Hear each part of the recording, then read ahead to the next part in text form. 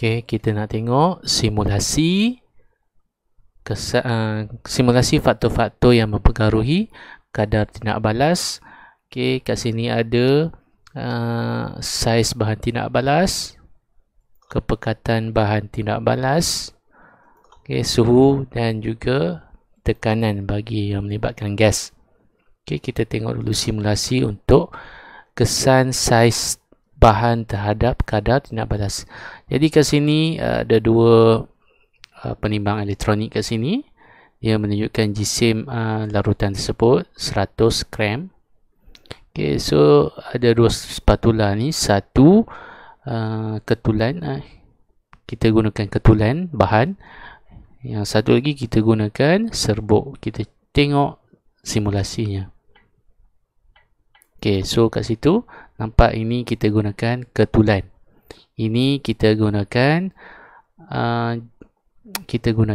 serbuk dan jisim dia mesti sama. Okay, jisim mesti dimalarkan. Jisim bahan tadi sebab kita dah memanipulasikan dia punya saiz. Jadi jisim mesti sama. Okay, kita larutkan. Okay, so tengok jisim awal adalah 130 setelah bahan tersebut dilarutkan. Okay. Jadi kita tengok masa kat sini. Masa kiri dan kanan ni dalam bentuk ketulan dan juga dalam bentuk serbuk, yang mana paling pantas pengurangan jisimnya. Okay. So perhatikan. Okay, yang sebelah kanan ni lebih pantas. Okay, 128 sini 116, 126. Okay, nampak perbezaannya. Okay.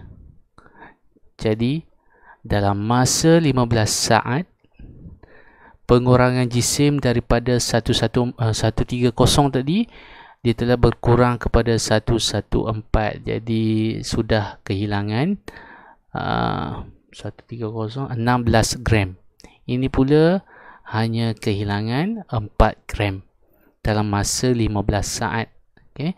Jadi penerangannya, semakin besar saiz bahan tersebut, semakin luas permukaan, surface area bahan tersebut terhadap tindak balas. Okay. Semakin luas permukaan, semakin besar luas permukaan yang terdedah untuk tindak balas berlaku. Okay, ataupun yang sebaliknya, semakin kecil saiz bahan tersebut, semakin tinggi kadar tindak balas. Kita tengok pula dari segi kepekatan bahan tindak balas. So kepekatan ni dia akan beri kesan kepada bilangan zarah. Okey, cuba tengok kat sini. Ini simulasi. Jadi sebenarnya zarah bahan tersebut lebih banyak. Tapi untuk simulasi kita gambarkan bila kepekatan sangat rendah ni, low ni, ada 1, 2, 3, 4, 5. Okey, kita gambarkan macam tu. Hanya ada 5 saja zarah tersebut. Okey. Jadi apabila kita tambahkan kepekatan, dia bermakna kita tambahkan bilangan zarah bahan tersebut. Okey, tadi 5, yang ni 6. Kita tambahkan lagi kepekatan jadi 7. Kalau kita tambah dengan tinggi, ni ada jadi 1, 2, 3, 4, 4, 8. Okey, so kita tengok balik.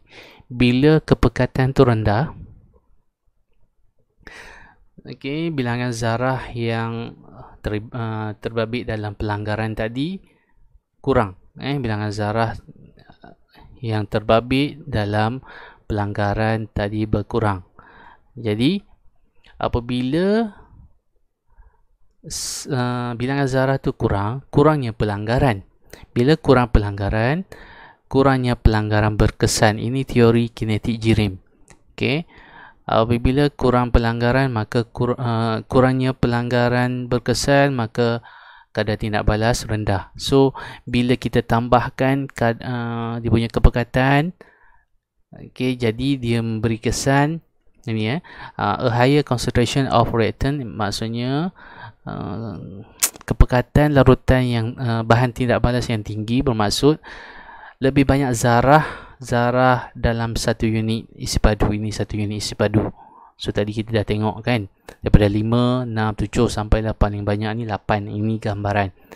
Jadi dia ini meningkatkan peluang pelanggaran. Okey, kita cerita dulu peluang pelanggaran, barulah cerita pelanggaran berkesan. Pelanggaran berkesan ni ialah pelanggaran yang menghasilkan hasil. Okey. So bila pelanggaran bertambah, maka frekuensi pelanggaran berkesan juga bertambah. Okey, effective collision frequency also increases. Okey. Jadi kesimpulannya, apabila kepekatan bahan meningkat, kadar tindak balas juga meningkat.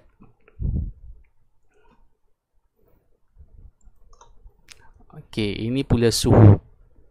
Bila suhu bilangan zarah tak berubah, 1, 2, 3, 4, 5, 6, 7, 8.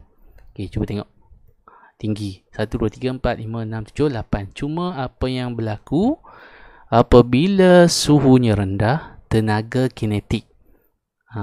Tenaga kinetiknya rendah. Tenaga kinetik ni merujuk kepada pergerakan. So zarah-zarah itu bergerak dengan sangat perlahan. Okey. So bila sangat perlahan, kurangnya pelanggaran. Bila kurangnya pelanggaran, kuranglah pelanggaran berkesan. Okey. Bila kurangnya pelanggaran berkesan, maka kadar tindak balas berkurang. So apabila suhu semakin ditinggikan, semakin meningkat, kita tengok kat situ. Okey, zarah-zarah tersebut bilangan dia tak bertambah, tapi pergerakan dia semakin rancak kan. Maksudnya zarah tu bergerak dengan lebih laju, iaitu kita mesti mention tenaga kinetik. Tenaga kinetik ni melibatkan pergerakan.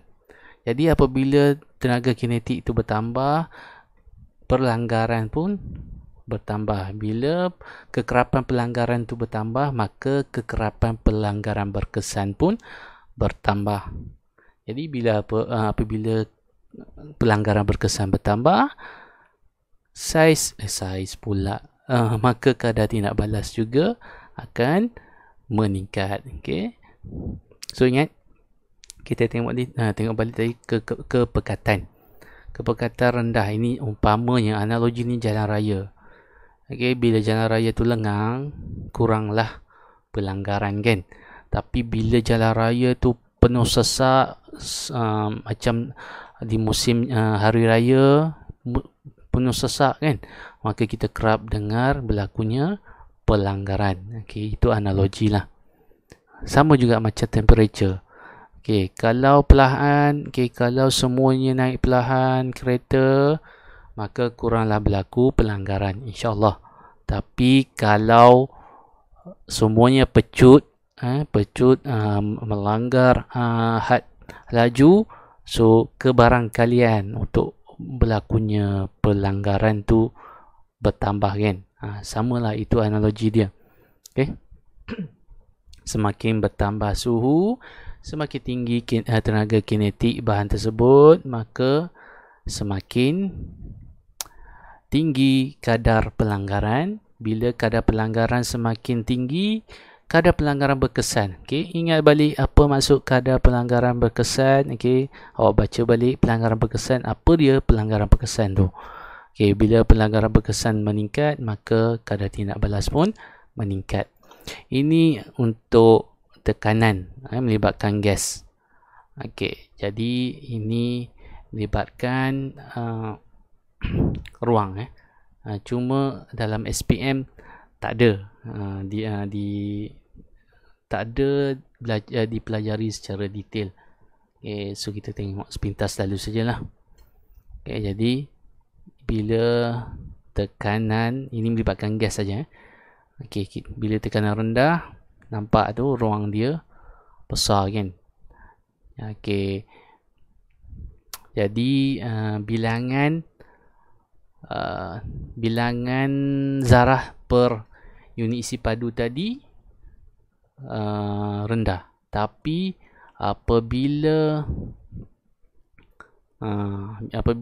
pressure itu tinggi, maka dia akan meningkatkan bilangan zarah per unit isi padu. Tadi isi padu dia besar. Ini isi padu dia rendah. So bila ruang kecil macam ni kerap berlaku pelanggaran, maka bertambahlah pelanggaran berkesan, maka kadar tindak balas juga semakin meningkat.